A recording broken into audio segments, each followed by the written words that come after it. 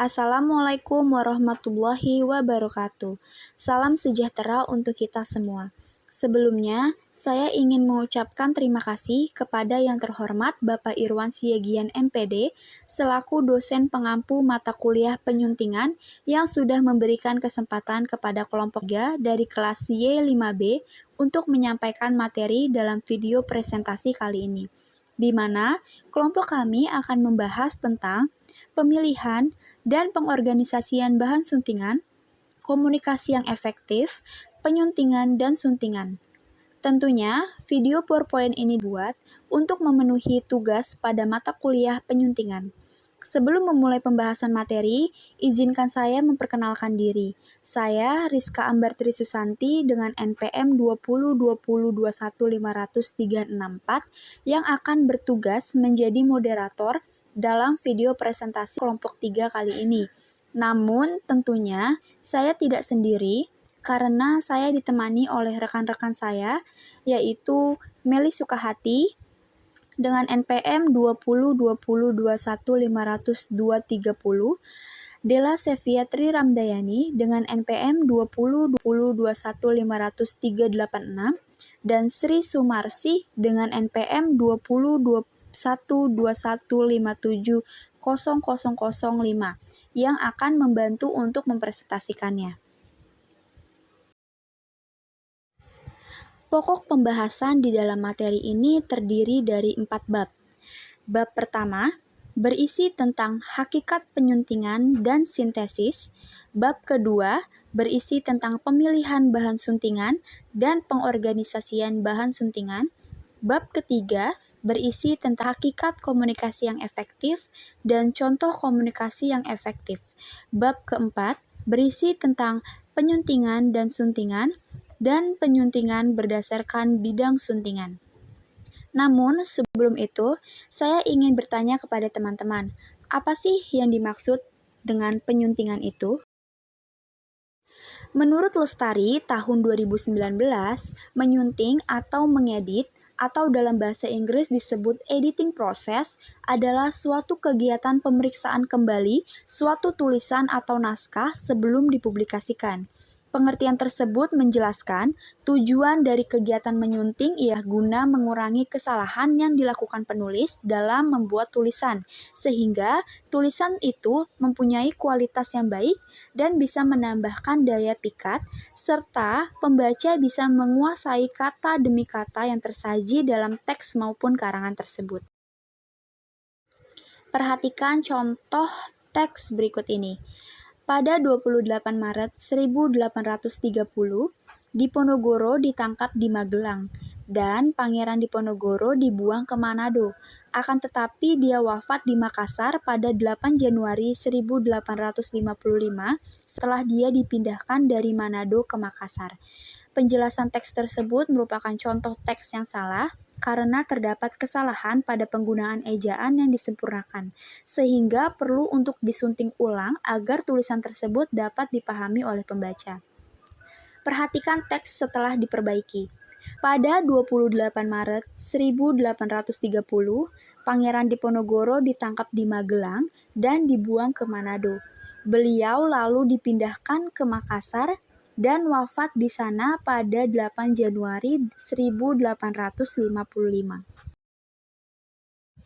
Menurut NST tahun 2017 halaman 8, menyunting adalah menyiapkan naskah siap cetak atau siap terbit dengan memperhatikan sistematika penyajian, isi dan bahasa, menyangkut ejaan, diksi, dan struktur kalimat, serta mengedit. Maksud dari pengertian tersebut menjelaskan bahwa dalam kegiatan menyunting naskah, ada baiknya sebagai seorang penyunting harus membaca keseluruhan teks yang ada pada naskah tersebut terlebih dahulu.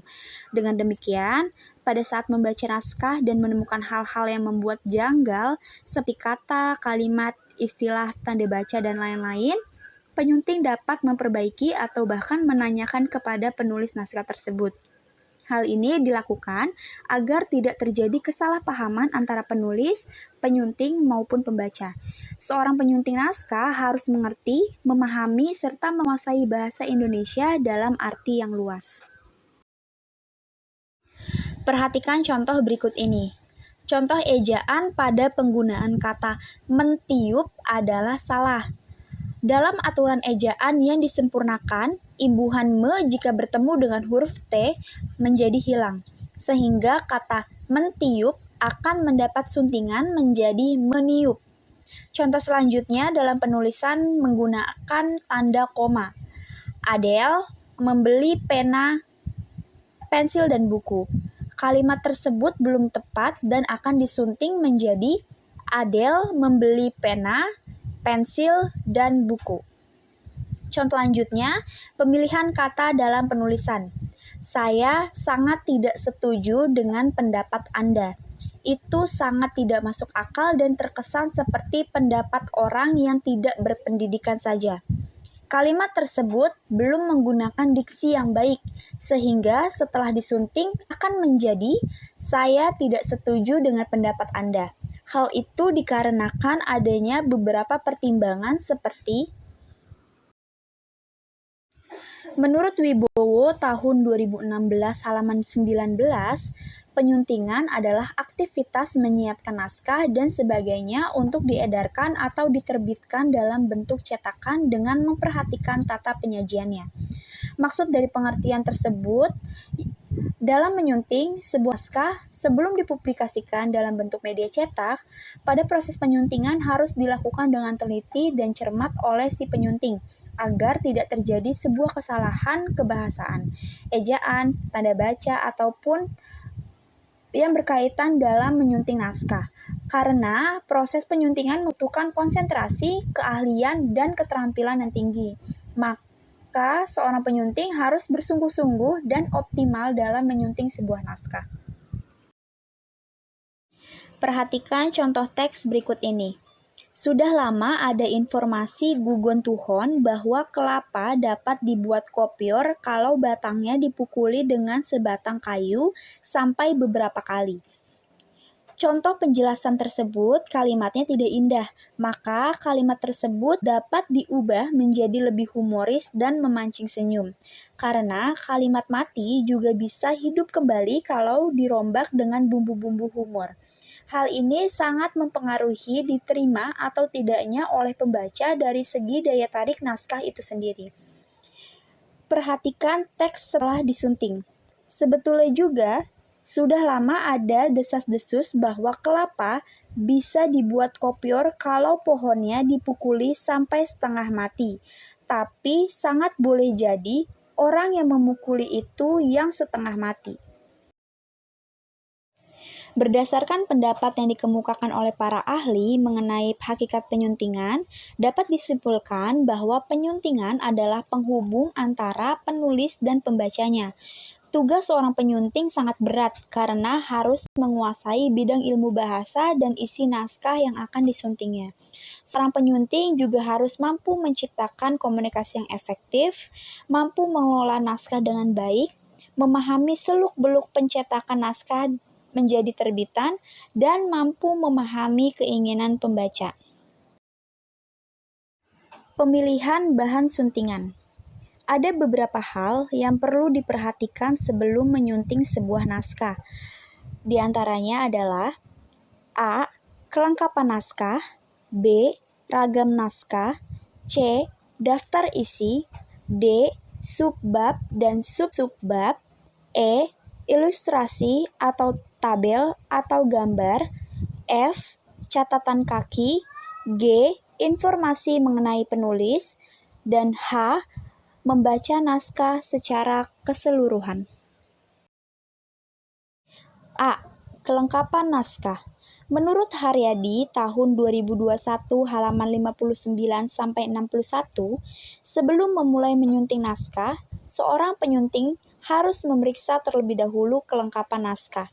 Kelengkapan naskah yang dimaksud yaitu halaman judul naskah, halaman Perancis, halaman utama, halaman hak cipta atau copyright, halaman persembahan atau dedikasi, daftar isi, daftar tabel, daftar singkatan, daftar lambang, daftar ilustrasi atau gambar, prakata, kata pengantar, kata pendahuluan, bab-bab, daftar kata asing, daftar istilah, daftar pustaka atau bibliografi, lampiran, indeks, dan biografi singkat atau biodata.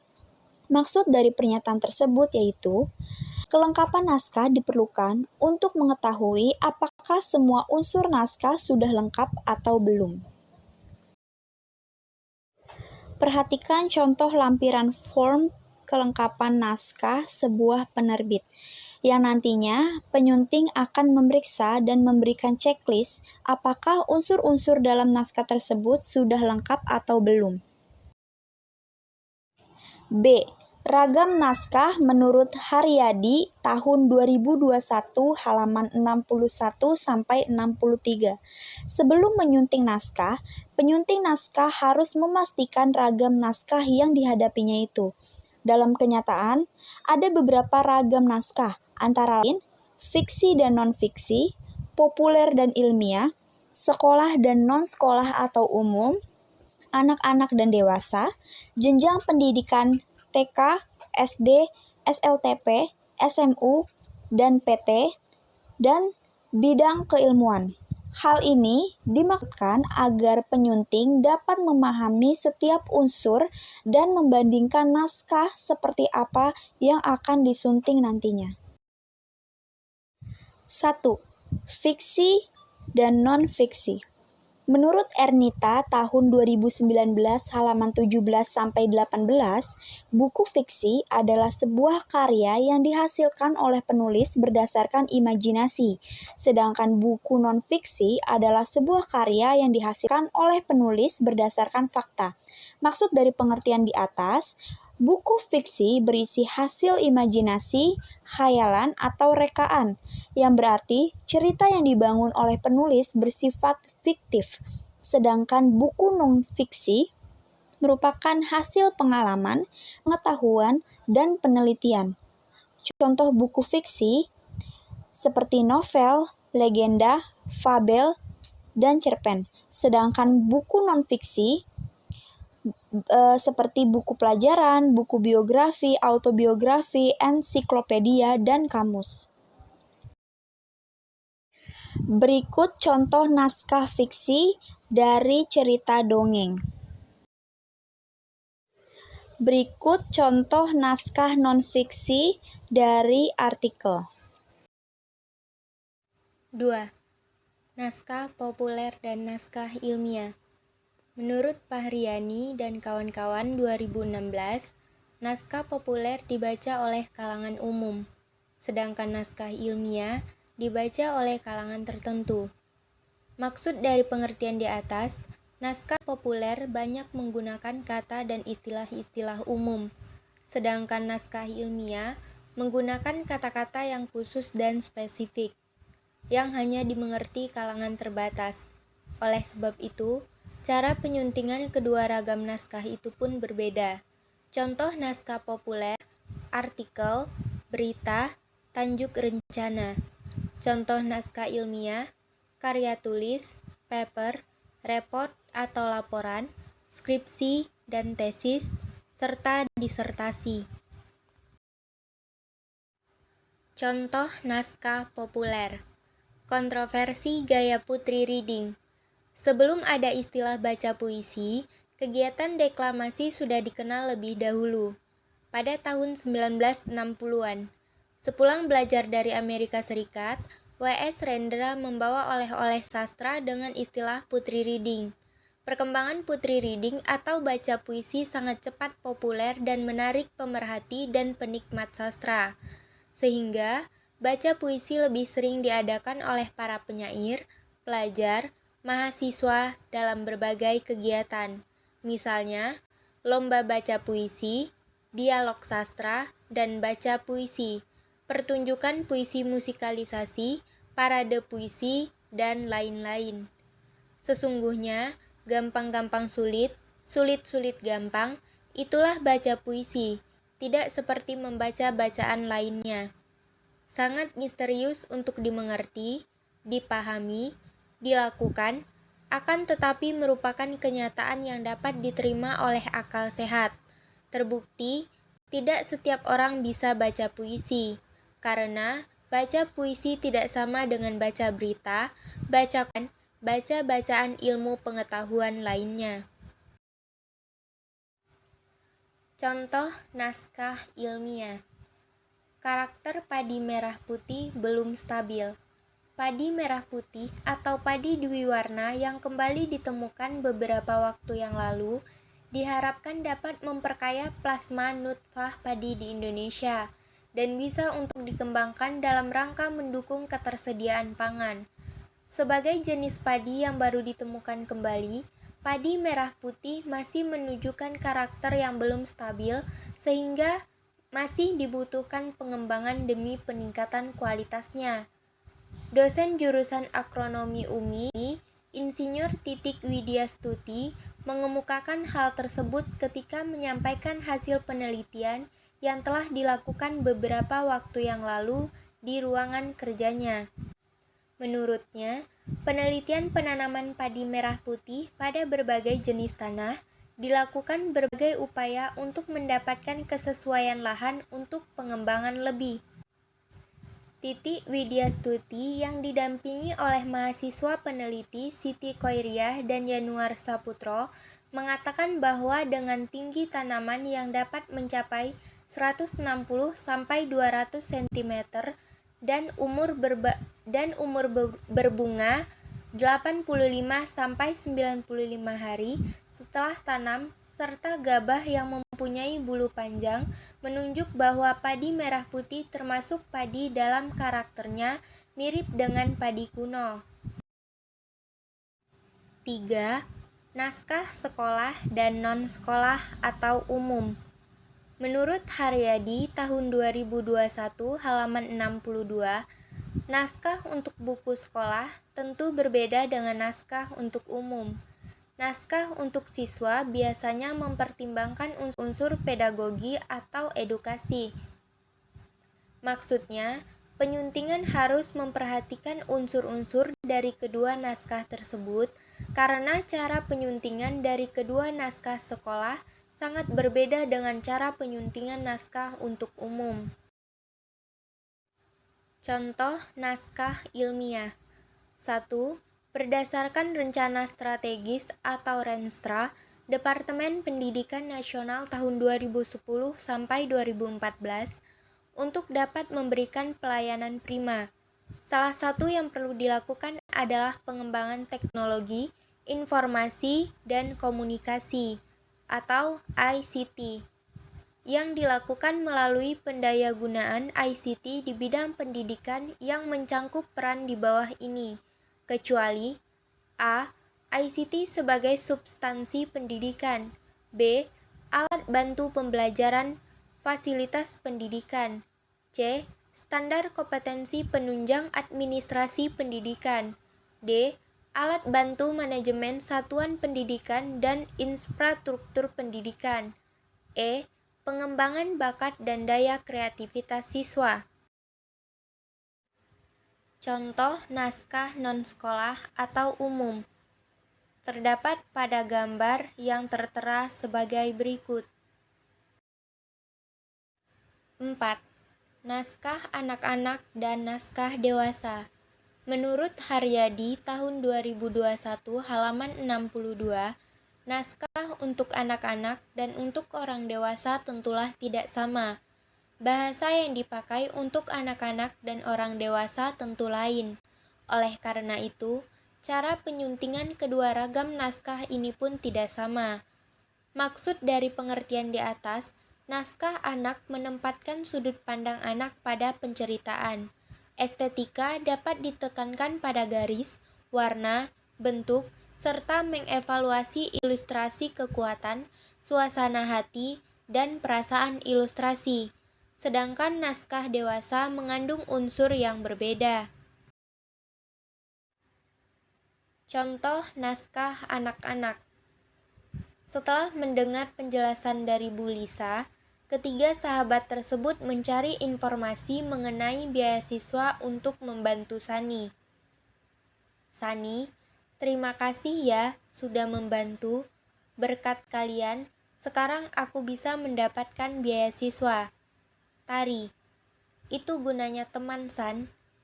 Putri, jangan sungkan lagi untuk meminta bantuan ya. Reza, yuk kita makan bakso, aku yang traktir. 5. Naskah berdasarkan jenjang pendidikan. Menurut Haryadi 2021 halaman 62, naskah untuk bidang pendidikan dan sekolah masih bisa dipilah-pilah lagi, sesuai dengan jenjang pendidikan yang berlaku. Penggunaan bahasa untuk buku pendidikan atau sekolah menurut jenjang pendidikan ini tentu berbeda. Jenjang pendidikan antara lain taman kanak-kanak, sekolah dasar, sekolah lanjutan tingkatan pertama, sekolah menengah umum, dan perguruan tinggi. Maksud pengertian di atas yaitu naskah pendidikan perlu penyesuaian pengaturan dalam Undang-Undang Sisdiknas untuk memperjelas batas dari kewajiban pemerintah. Contoh naskah jenjang pendidikan terdapat pada gambar yang tertera sebagai berikut. 6. Naskah bidang keilmuan. Menurut Haryadi tahun 2021, halaman 62 sampai 63. Naskah pun dapat dibedakan berdasarkan bidang keilmuan yang ada.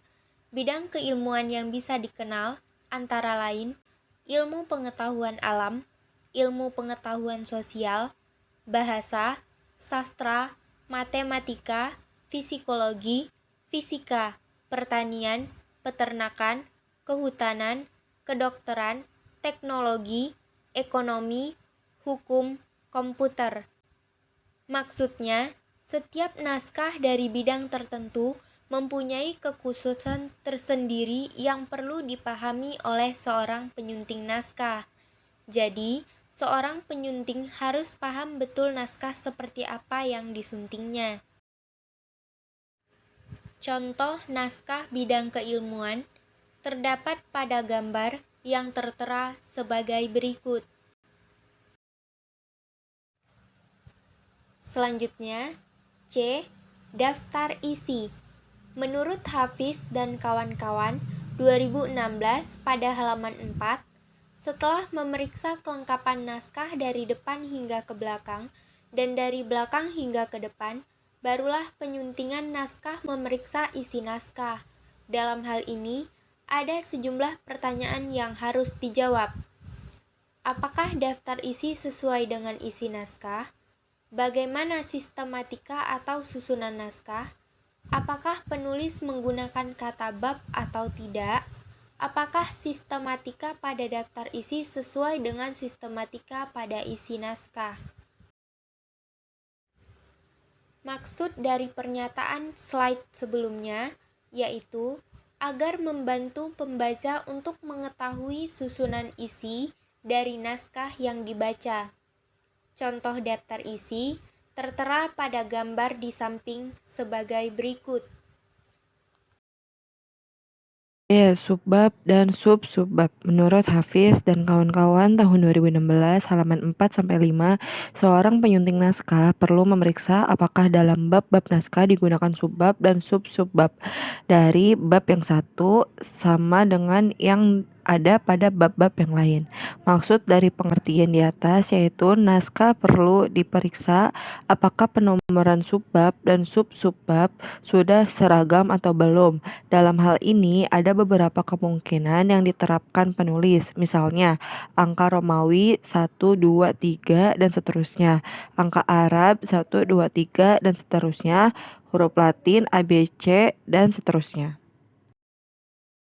Selanjutnya ada contoh subbab dan sub-subbab, bisa kita lihat seperti berikut. Selanjutnya ilustrasi, tabel atau gambar.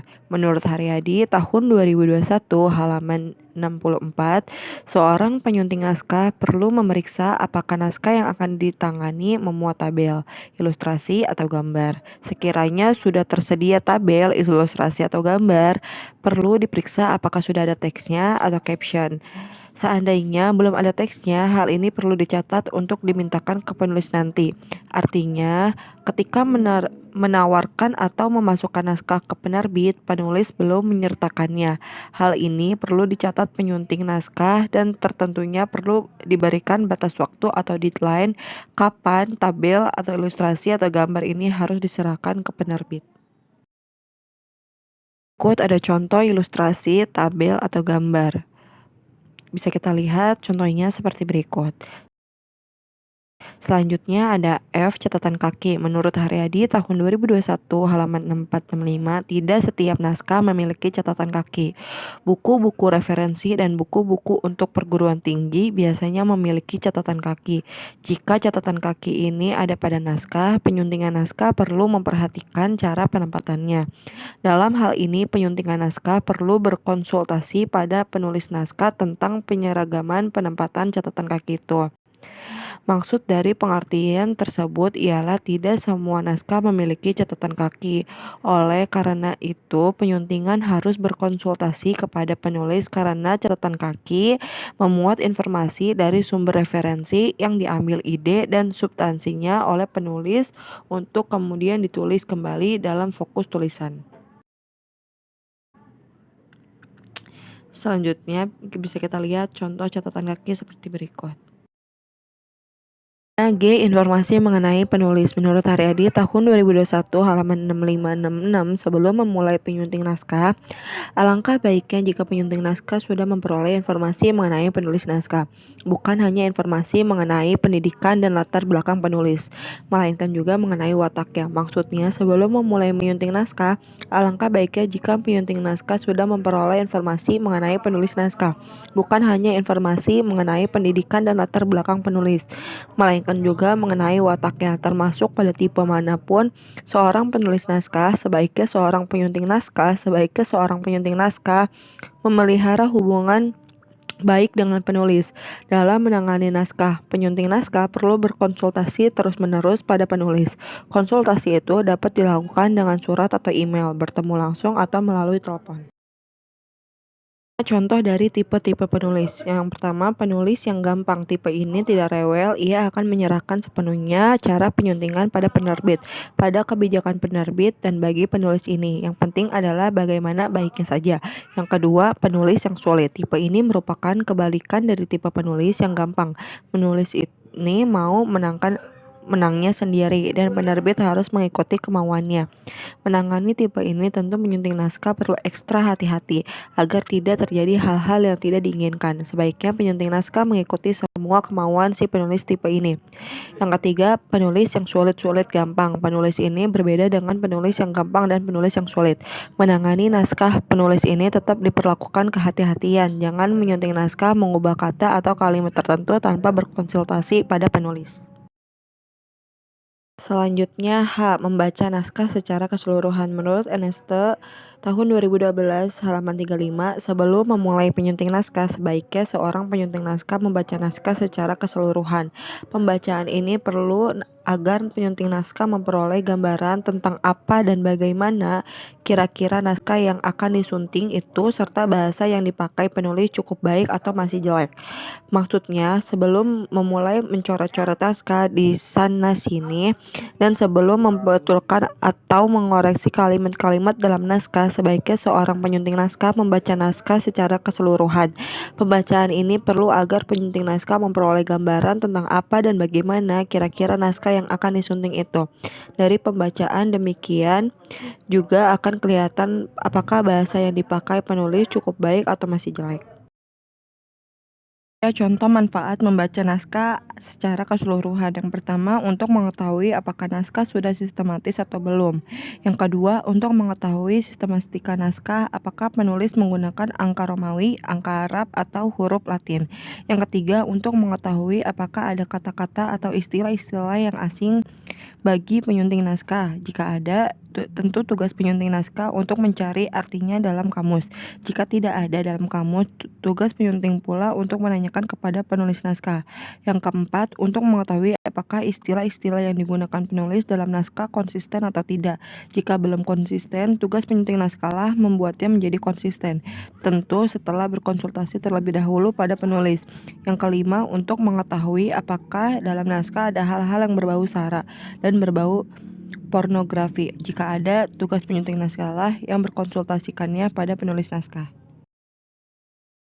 Selanjutnya yaitu pengorganisasian bahan suntingan. Menurut Puji Astuti dan kawan-kawan 2014, yang dimaksud pengorganisasian di sini adalah pengelompokan bahan naskah, yaitu bagian-bagian mana yang didahulukan untuk disunting dan bagian mana yang akan kemudian.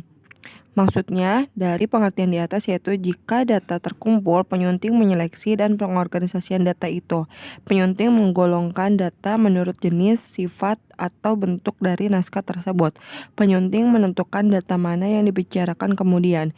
Jika penyunting mengolah dan menganalisis data yang ada dengan teknik-teknik yang ditentukan. Misalnya, jika penelitian bersifat kuantitatif, data diolah dan dianalisis dengan teknik statistik yang sederhana. Selanjutnya, ketiga, hakikat komunikasi yang efektif. Menurut Arifin dan kawan-kawan tahun 2017 halaman 1-2, kata komunikasi berarti perhubungan atau hubungan dengan orang banyak. Kata efektif bermakna ada efeknya, ada pengaruhnya atau ada akibatnya. Maksud dari pengertian tersebut, komunikasi yang efektif adalah hubungan dengan orang lain yang melahirkan pengaruh. Suatu tulisan yang mampu melahirkan pengaruh atau efek bagi pembacanya merupakan tulisan yang efektif. Sebaliknya, walaupun ide atau gagasan dalam suatu tulisan bermutu, kalau penyajiannya tidak teratur dan bahasanya buruk, dapatlah dipastikan bahwa pembaca akan pusing dibuatnya. Menurut Sari, tahun 2016, komunikasi efektif adalah suatu kegiatan pengiriman makna atau pesan dari seorang individu ke individu yang lain, di mana kegiatan tersebut dapat menghasilkan manfaat bagi kedua belah pihak. Maksud dari pengertian tersebut, komunikasi adalah jembatan antara diri kita dengan dunia luar. Semakin baik dan lancar komunikasi dan keterampilan mendengar kita, maka akan semakin bagus hubungan kita dengan dunia luar. Semakin bagus komunikasi kita, berarti akan semakin sedikit masalah pemahaman yang terjadi dengan orang lain. Selanjutnya, menurut Suprapto tahun 2017, komunikasi efektif adalah komunikasi yang mampu untuk menghasilkan perubahan sikap pada orang yang terlihat dalam komunikasi. Maksud dari pengertian tersebut yaitu komunikasi yang efektif ditandai dengan adanya pengertian, dapat menimbulkan kesenangan, mempengaruhi sikap, meningkatkan hubungan sosial yang baik, dan pada akhirnya menimbulkan suatu tindakan. Contoh komunikasi efektif. Hakikat komunikasi yang efektif. Kesepahaman tentang peraturan organisasi. Dalam organisasi, komunikasi bisa dikatakan efektif apabila tiap anggota organisasi memahami peraturan yang ada. Misalnya, anggota organisasi menaati dan menjalankan peraturan. Untuk contoh komunikasi yang efektif, mahasiswa memahami penjelasan dosen. Dalam pembelajaran, komunikasi bisa dikatakan efektif jika mahasiswa memahami dan mengerti penjelasan dosen. Misalnya, penjelasan tentang materi dan tugas perkuliahan. Menanggapi dengan baik orang yang sedang berbicara. Salah satu ciri komunikasi yang efektif adalah menjadi pendengar yang baik, termasuk memberi tanggapan atau respon terkait pesan atau informasi yang dikirimkan.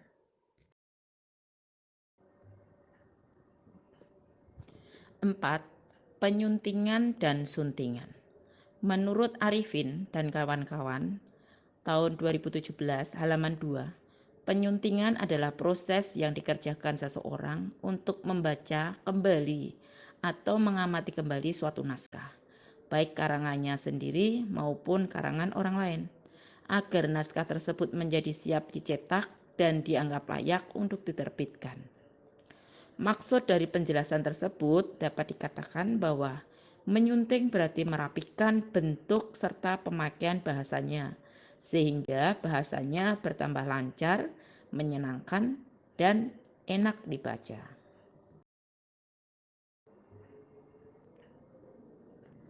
Dari pengertian sebelumnya dapat dicontohkan atau diibaratkan jika kata sunting berarti hiasan atau bunga dan sebagainya yang dicocokkan di rambut atau di belakang telinga. Sedangkan bersunting mengandung arti memakai sunting. Misalnya, telinganya bersunting bunga mawar. Artinya, fungsi sunting itu seperti menghias wanita yang memakainya agar kesannya lebih cantik dan lebih elok. Penyuntingan berdasarkan bidang suntingan ada 4. Yang A, editing mekanik. Yang B, editing substansif. Yang C, editing gambar. Yang D, baca proof. A, editing mekanik. Menurut Susanti, tahun 2022, di dalam editing mekanik sangat memerhatikan aspek gaya selingkung. Gaya selingkung jurnal adalah gaya khas suatu jurnal yang bersifat konsisten, mencakup gaya penulisan dan format yang tercantum dalam pedoman penulisan jurnal tersebut.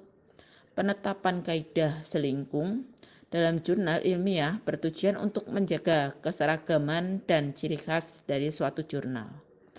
Maksud dan pengertian tersebut memaparkan bahwa gaya selingkung yaitu suatu gaya yang tak terbatas di dalam satu lingkungan, yaitu gaya penulisan yang khas serta identik.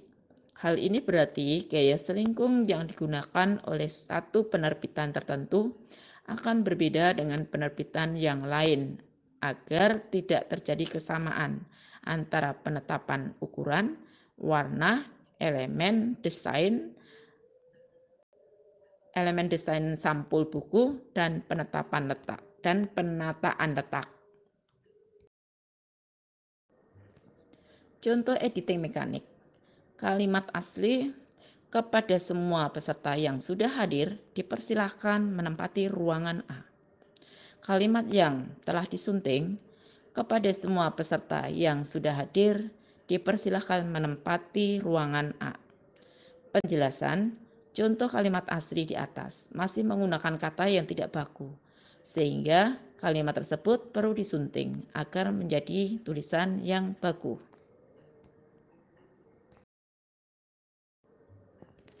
B. Editing substansif. Menurut TRIM 2010, editing substansif adalah pemeriksaan naskah yang meliputi data atau fakta, ketelitian, kelegalan, kejelasan dan gaya, kesopanan, serta ketepatan rincian produksi. Selanjutnya, mengesahkan perubahan yang signifikan terhadap bagian tertentu dalam naskah. Maksudnya, seorang editor memeriksa naskah secara satu persatu yang meliputi ketelitian data atau fakta, kejelasan dan gaya bahasa, kelegalan dan kesopanan, serta ketepatan rincian produksi. Mengesahkan perubahan yang signifikan terhadap bagian tertentu naskah, bahkan penulisan ulang naskah, dengan maksud agar naskah tersebut tetap akurat dan benar, serta tidak terjadi kesalahan-kesalahan yang faktual. Contoh editing substansif. 1. Melakukan perubahan struktur naskah, yaitu bab atau subbab. Yang 2, perubahan gaya penulisan, misalnya dari ilmiah akademis menjadi ilmiah populer. Yang 3, perubahan kuantitas naskah, misalnya naskah tebal menjadi naskah tipis atau dipecah menjadi beberapa jilid buku seri. C. Editing gambar. Menurut Susanti, 2022, editing gambar merupakan editing visualisasi pada naskah seperti gambar, peta, denah, tabel, foto, maupun skema atau bagan. Editing gambar ini biasa dilakukan oleh para editor yang memiliki wawasan di bidang desain komunikasi visual. Editor bertanggung jawab untuk editing program, yaitu memilih, memotong, menyambung gambar hasil shooting, dan mengurutkannya. Maksud dari pengertian di atas menjelaskan bahwa editing gambar merupakan kegiatan penyuntingan untuk melakukan perubahan pada gambar. Misalnya, mengubah warna, mengganti posisi letak objek pada suatu gambar, memperkecil suatu objek sehingga menyebabkan perubahan pada gambar tersebut.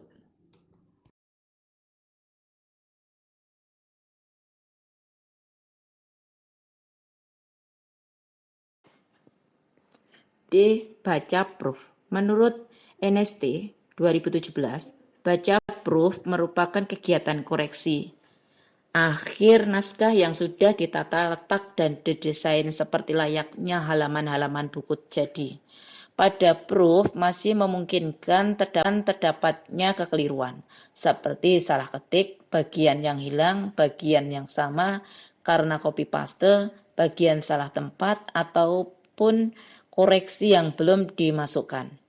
Maksud dari pengertian di atas yaitu penyuntingan naskah melakukan koreksi dengan membaca ulang sebuah tulisan. Tujuannya adalah untuk memeriksa apakah terdapat kesalahan dalam teks tersebut.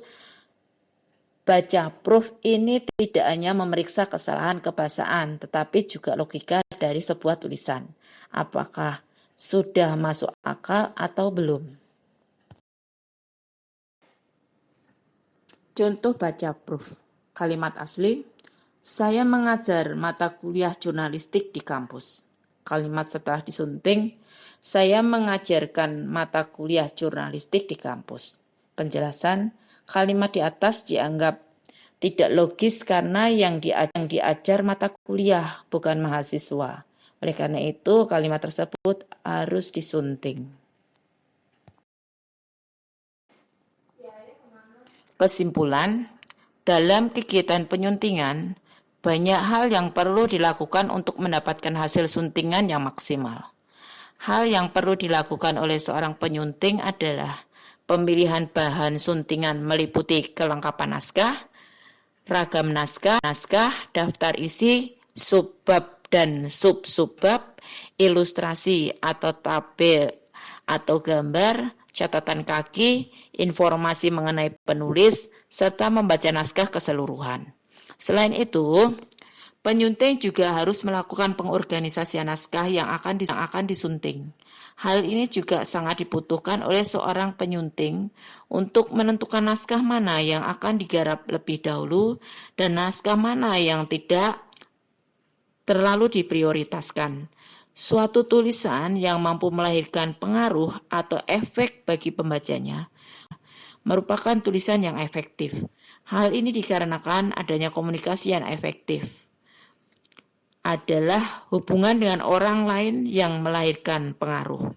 Konsep suntingan, dan penyuntingan diperoleh makna yang lebih luas, yaitu penyuntingan adalah proses yang dikerjakan seseorang untuk membaca kembali atau mengamati kembali suatu naskah, baik karangannya sendiri maupun karangan orang lain, agar naskah tersebut siap dicetak dan dianggap layak untuk diterbitkan.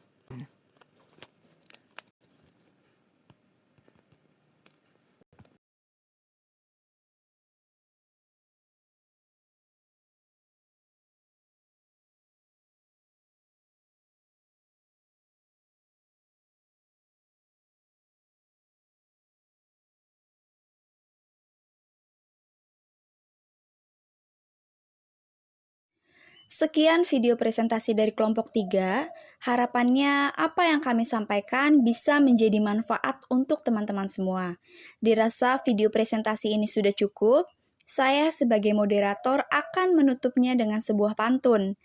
Pagi hari makan Indomie, siangnya makan bubur ketan. Cukup sekian video presentasi ini kami sampaikan karena kami di sini memberi sebuah penjelasan, bukan harapan. Wassalamualaikum warahmatullahi wabarakatuh.